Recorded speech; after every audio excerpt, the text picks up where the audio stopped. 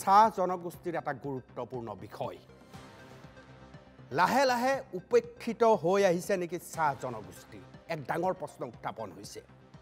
কিয় আমি এই প্ৰশ্ন উত্থাপন কৰিছো চাহ জনগোষ্ঠীৰ ৰাজনীতি আপুনি যদি বিশ্লেষণ কৰে তেতিয়াহলে 20-25 বছৰত দ্ৰুত পৰিৱৰ্তন হৈছে সংসদ বিধানসভাৰ উভয়তে লাহে লাহে কমি আহিছে চাহ জনগোষ্ঠীৰ প্ৰতিনিধি বিধানসভাত ইয়াৰ সংখ্যা ইতিমধ্যে হ্ৰাস পায় 12ৰ পৰা 5 হ'ল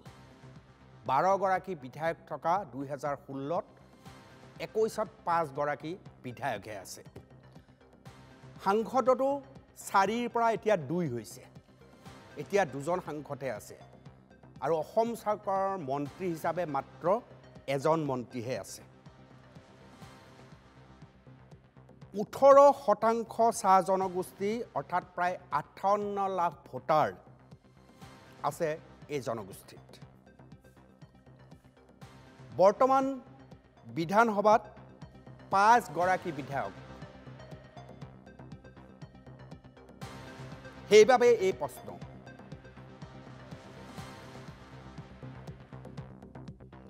বৰ্তমান বিধানসভাত 5 গৰাকী বিধায়ক সঞ্জয় কিষাণ তেৰজ গোৱালা ৰূপজ্যোতি কৰ্মী কৃষ্ণকমল তাঁতী ৰূপেশ গোৱালা চাহ জনগোষ্ঠীৰ দুজন সাংসদ কামাখ্যা প্ৰসাদ তাছা আৰু কৃপানাথ মাল্লা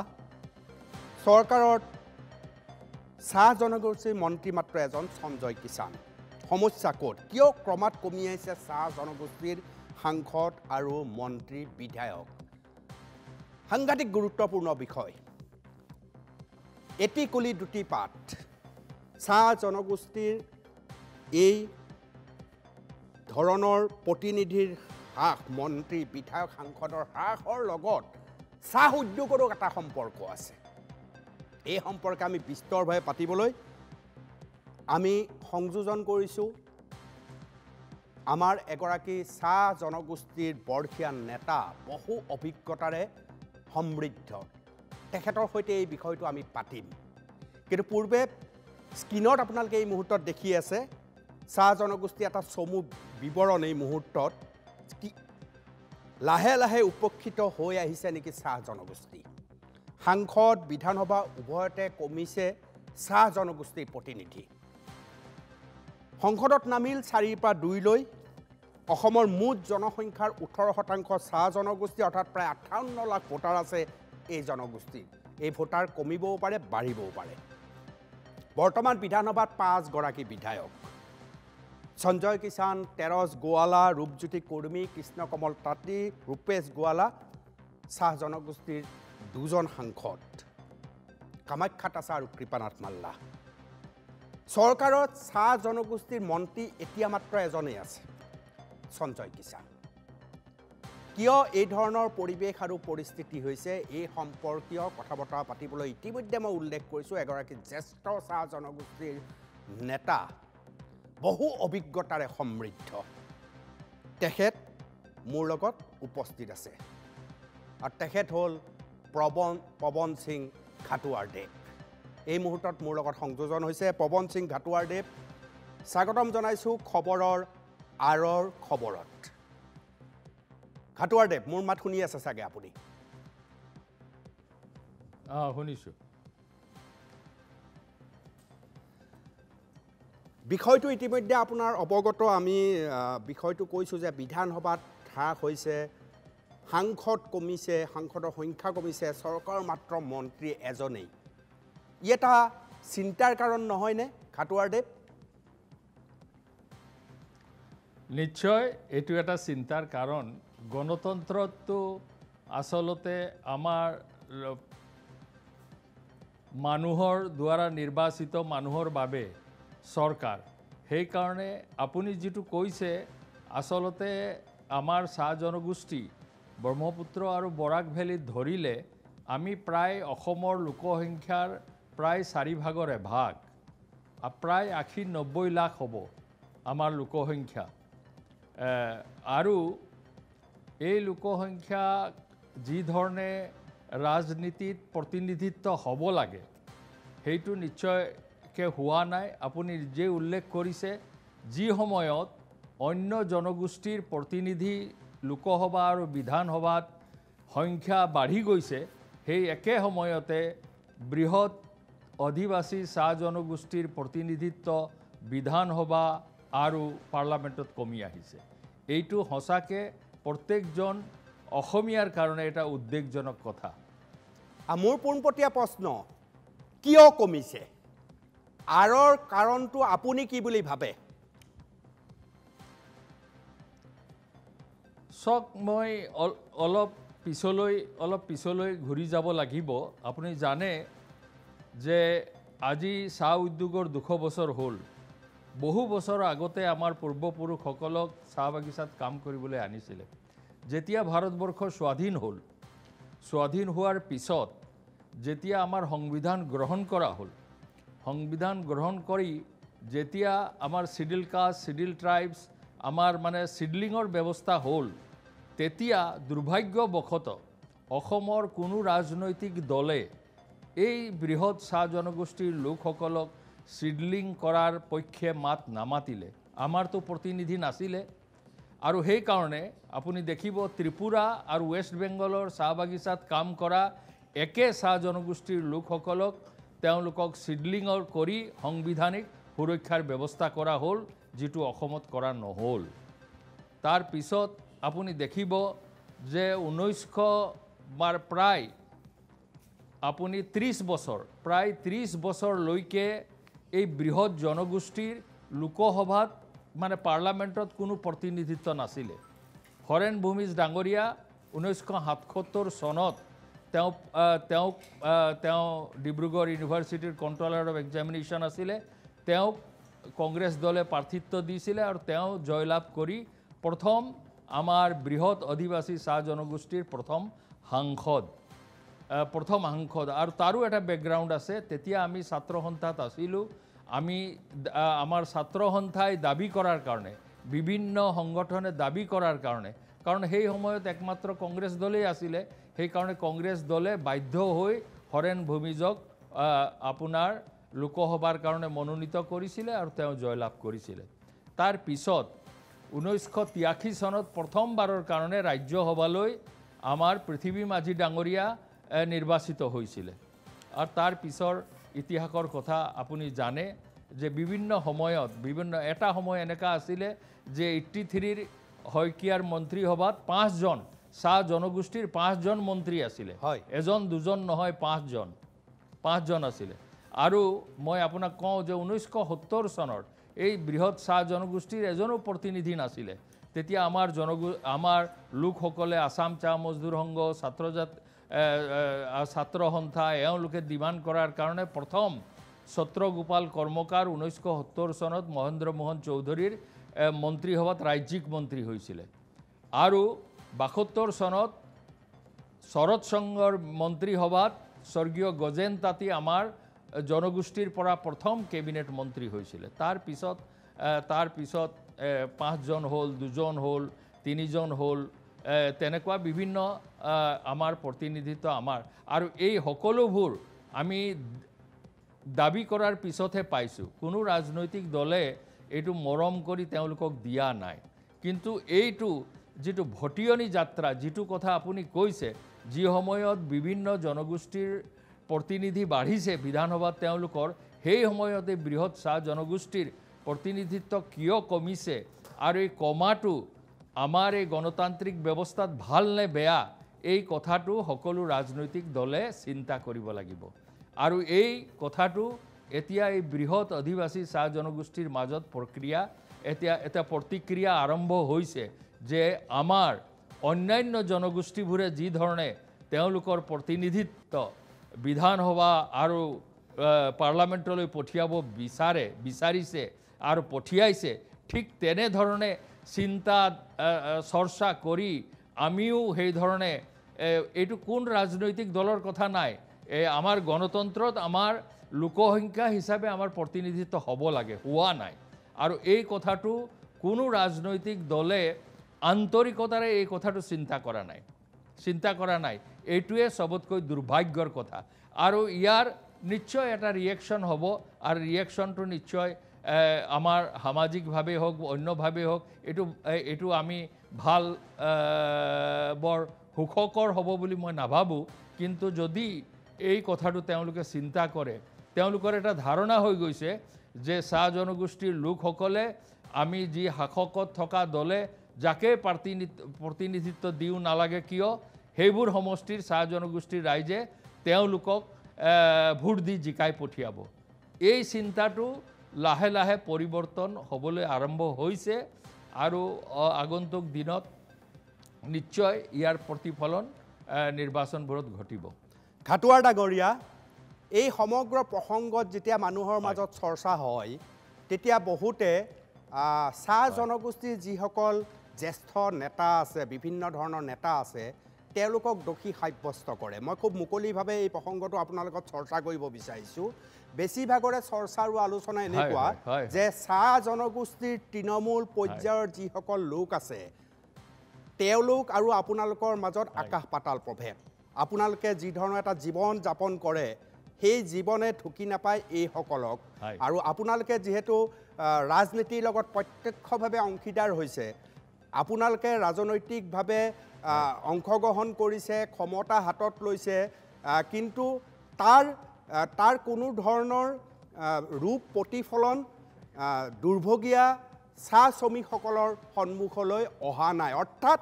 এক প্ৰকাৰ যিসকল নেতা আছে তেওঁলোক ভোটত জিকাৰ পিছতে সুবিধাবাদী চৰিত্ৰলৈ যায় আৰু নিজৰ জনগোষ্ঠীৰ কথাও চিন্তা কৰিবলৈ এৰি দিয়ে এইটো এটা ডাঙৰ সংকট নেকি খাটুৱাৰ ডাঙৰীয়া এইটো হয়নে নহয় আপুনি কি বুলি ভাবে চক এই ক্ষেত্ৰত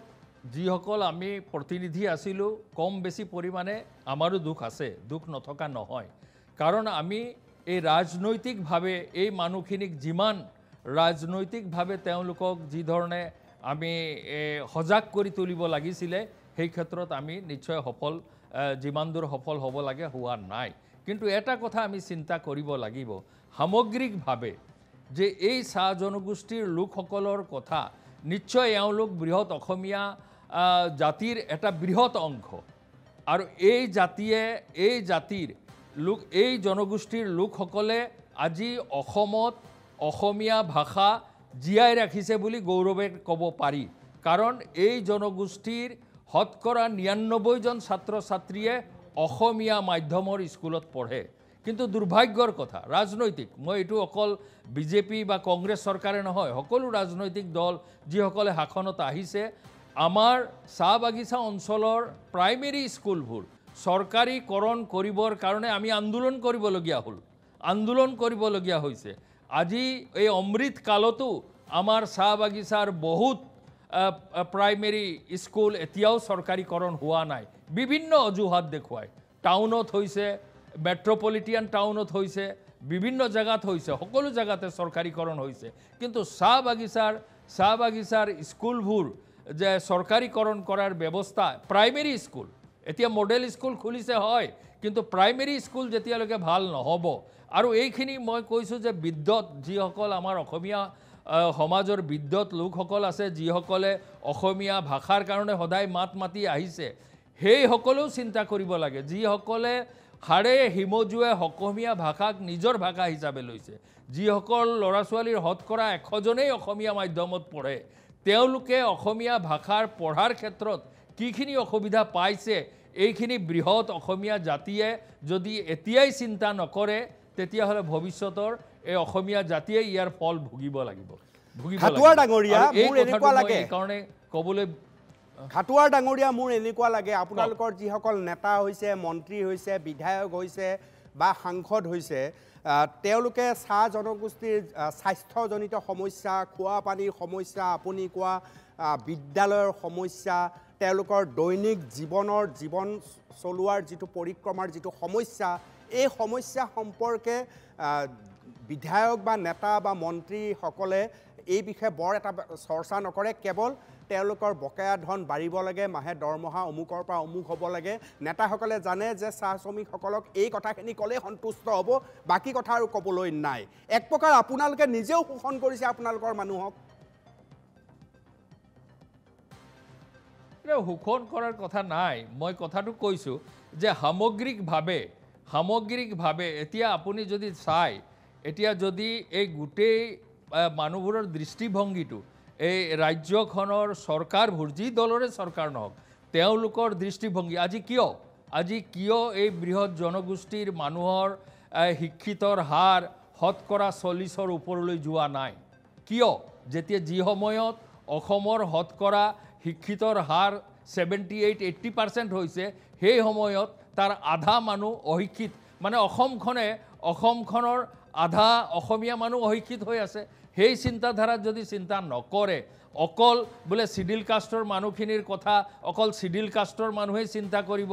ট্ৰাইবেলৰ মানুহখিনিৰ কথা অকল ট্ৰাইবেলসকলেই চিন্তা কৰিব চাহ জনগোষ্ঠীৰ মানুহসকলে অকল প্ৰতিনিধিসকলে চাহ জনগোষ্ঠীৰে কৰিব সেই কথাটো মই ভাবোঁ শুদ্ধ দৃষ্টিভংগী নহয় নিশ্চয় আমাৰো দুৰ্বলতা আছে আমাৰ প্ৰতিনিধিসকলে যি ধৰণে মাত মাতিব লাগিছিলে আৰু শিক্ষা নথকাৰ কাৰণে মই অন্যান্য কথা বাদ দিছোঁ একমাত্ৰ উন্নতি কৰিবলৈ একমাত্ৰ মূল কথাটো হৈছে শিক্ষা যেতিয়া শিক্ষিত হৈ মানুহবোৰে এম্পাৱাৰমেণ্ট হ'ব তেতিয়া তেওঁলোকৰ দাবীবোৰ পালন কৰি ল'ব পাৰিব এতিয়া আপুনি আমাৰ বাগিচাত যিমান আছে তাৰ সমসংখ্যক বা বেছিয়ে গাঁও অঞ্চলত আমাৰ চাহ জনগোষ্ঠীৰ লোকসকল আছে কিন্তু আৰ্থিকভাৱে সামাজিকভাৱে এই মানুহখিনি যি আছে তেওঁলোকৰ ডেভেলপমেণ্টৰ কাৰণে আপুনি শুনি আচৰিত হ'ব যে আজিও চাহ বাগিচাত কাম কৰা মানুহে তেওঁলোকৰ ৱেলফেয়াৰৰ কাৰণে তেওঁলোকে বছৰি এটা বৰঙণি দিয়ে চৰকাৰক আৰু মালিকসকলে দিয়ে চৰকাৰৰ কি দায়িত্ব নহয় নেকি এই 4 ভাগৰ এক ভাগ মানুহৰ খিনিৰ কাৰণে কি বাজেট এলোকেশ্যন আছে আমি আমাৰ দলৰ ভিতৰত আমি কৈছোঁ কিন্তু আমি চৰকাৰবোৰে যি ধৰণে তাৰ ব্যৱস্থা ল'ব লাগে আৰু সামগ্ৰিকভাৱে সমাজখনে অসমীয়া জাতিয়ে যদি চিন্তা নকৰে এই বৃহৎ 4 ভাগৰ এভাগ মানুহ যদি পিছ পৰি থাকে আমি অসমীয়াসকল আমি আগবাঢ়ি যাব নোৱাৰিম আৰু সেইকাৰণে মই কৈছোঁ যে অকল কেইজনমান 5জন এতিয়া আপুনি কোৱা মতে 5জন বিধায়কৰ ওপৰতে এই বৃহৎ জনগোষ্ঠীৰ দায়িত্বটো জাপি দিলেই এই তেওঁলোকৰ সমস্যা সমাধান নহ'ব আৰু আপুনি প্ৰথম আপোনালোকৰ NK টিভিত এই কথাটো আপুনি আলোচনা কৰিবলৈ সাহস কৰিছে নহলে এই কথাটো মানুহবোৰে এই কথাবোৰ এতিয়ালৈকে তেওঁলোকে এই কথাবোৰ চিন্তা কৰা নাই ভাবিছক যে এইখিনি মানুহ যদি অহাকালি তেওঁলোকে কৈ দিয়ে যে অন্য তেওঁলোকে অসমতো বহুত মানুহ আছে বহুত জনগোষ্ঠী আছে তেওঁলোকে বিভিন্ন ভাষাত শিক্ষা গ্ৰহণ কৰে কিন্তু কিয় এই মানুহখিনি অসমীয়া ভাষাত শিক্ষা গ্ৰহণ কৰিছে আৰু সেই কাৰণে অসম সাহিত্য সভা বা অসমৰ বিদ্যুৎ সমাজৰ কিবা দায়িত্ব নাই নেকি যে এইখিনি মানুহৰ ল'ৰা ছোৱালীয়ে অসমীয়া ভাষা পঢ়াত যি অসুবিধা পাইছে সেইখিনি আঁতৰোৱা আৰু সেইখিনি হ'লে এইখিনিয়ে পিছত গৈ অসমীয়া ভাষা নিশ্চিতভাৱে ঘাটুৱাৰ ডাঙৰীয়া আপোনাৰ যুক্তিক মই কোনো ধৰণে অস্বীকাৰ কৰা নাই মই স্বীকাৰ কৰি লৈছোঁ কিন্তু সমান্তৰালভাৱে আপুনি এজন বৰ্ষীয়ান ৰাজনীতিবিদ আৰু চাহ জনগোষ্ঠীৰ এই প্ৰসংগটোৱে মোক চুই আছিলে সেইকাৰণে আপোনাক মই কেইটামান প্ৰশ্ন মই কৰিবই লাগিব তাৰ মাজত সুধিবই লাগিব নিশ্চিতভাৱে আপুনি কোৱা অসমীয়া জাতি গঠন প্ৰক্ৰিয়াত চাহ জনগোষ্ঠীৰ যিটো ভূমিকা আছে তাক আমি উলাই কৰাৰ প্ৰশ্নই আহিব নোৱাৰে আৰু অসমীয়া ভাষা এতিয়া বাগানত যি ধৰণে জীয়াই ৰাখিছে সিও একেবাৰে সত্য 100% সত্য কিন্তু ইয়াৰ লগত ঘাটুৱাৰ ডাঙৰীয়া মোৰ দুটা প্ৰশ্ন আপোনাৰ প্ৰতি মোৰ আজি থাকিব প্ৰথম প্ৰশ্নটো হৈছে যে আপুনিও নিজে সাংসদ হৈছে বা আন বিধায়ক আছে নেতা আছে যথেষ্ট এটা ডাঙৰ সংখ্যা দেখা পোৱা যায় কিন্তু আপোনালোকৰ চকুৰ সন্মুখত আজি চাহ উদ্যোগটোৰ থানবান হোৱাৰ পথত কেঁচা পাতৰ মূল্যক লৈ পেলাই হাহাকাৰ পৰিস্থিতি কিছু কোম্পানীয়ে বটলিং কোম্পানীয়েতো বন্ধই কৰি দিয়াৰ এক প্ৰক্ৰিয়া আৰম্ভ কৰিছে বহু মালিক পক্ষই যি ধৰণে এখন বাগান চলাব লাগে বাগান চলাব নোৱাৰা পৰিস্থিতি হৈছে এনে সময়ত আপোনালোকৰ খুব কম নেতা মন্ত্ৰী বিধায়কৰ মুখত চাহ উদ্যোগটোক ঠন ধৰিবলৈ কি কৰিব লাগে তাৰ কাৰণে যে আপোনালোকে এটা আগৰণুৱা ব্যৱস্থা এটা ল'ব লাগে আগ্ৰাহী ৰূপ ল'ব লাগে সেইটো কিন্তু অসমৰ মানুহে বহুত কম দেখিছে ঘাটুৱাৰ ডাঙৰীয়া আপুনি কি কয় চক এই গোটেই কথাটো সামগ্ৰিকভাৱে মই কৈছোঁ যে আপুনি ঠিকেই কৈছে আমি সময়ে সময়ে আমাৰ ফালৰ পৰা মই এটা সংঘৰ চাহ মজদুৰ সংঘৰ সভাপতি হিচাপে মোৰ নিজৰ বক্তব্যবোৰ সময়ে সময়ে বাতৰি কাকতত দিছোঁ চৰকাৰৰো দৃষ্টিগোচৰ কৰিছোঁ এতিয়া আপুনি জানিব যে আমাৰ অসমত এই উগ্ৰবাদৰ সমস্যাটো বহুখিনি ভাল অৱস্থালৈ অহাৰ মূল এটা কাৰণ হৈছে আমাৰ ক্ষুদ্ৰ চাহ খেতিয়কৰ আন্দোলন আজি ভিতৰুৱা গাঁৱতো আমাৰ শিক্ষিত যুৱকে ক্ষুদ্ৰ চাহ খেতি কৰি তেওঁ